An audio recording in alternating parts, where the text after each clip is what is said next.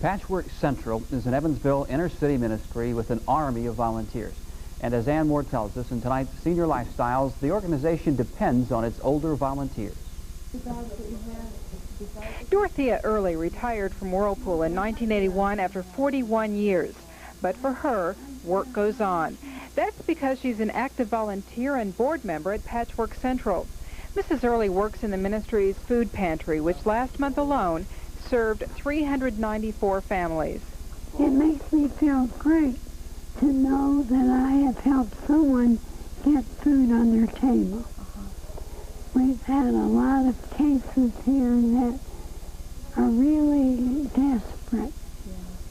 And when I think of the food that I have at home and how someone may not have anything to eat, it makes me feel good to know that I can help provide that.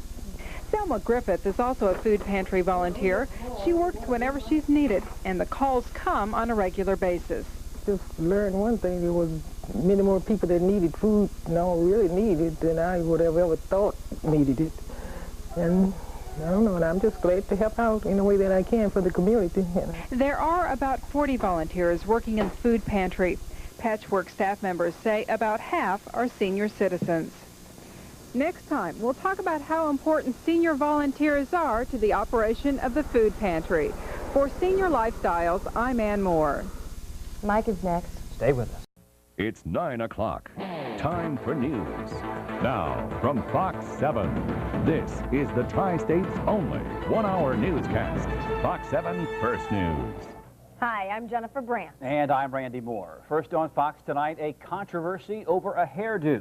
A McLean County middle school football player's attempt at school spirit doesn't score points with the faculty. Matthew Johnson dyed his hair to match the Team 7. The countdown is on to see who Evansville will pick to be the city's next mayor. Last night, we showed you how a Russ Lloyd Jr. administration could be a very similar one to that of our current mayor. The catch, Lloyd is a Republican and the mayor is a Democrat. Fox 7's Sam Walker explores where that leaves Democrat challenger Rick Voorhees, comparing what his administration would be like to our current mayor, Frank McDonald. Work shuffle sure is on. That's right. The new owners of Channel 7 have decided to hook up with the Fox network, and that move has forced some other local stations to go in search of new network partners. Late Thursday, Petrocom Incorporated, that's the company buying Channel 7. I know you're getting a lot of work. My wife Ann and I are trying to work that same magic here. Gilda's Club Evansville is raising awareness and money for a clubhouse of its own. As someone living with pancreatic cancer, Ann is the inspiration for Gilda's Club Evansville. I can't wait for the day I can walk up to Evansville, come into your clubhouse, and be able to experience that happening. To the editor, saying that global warming is an agenda-driven scam.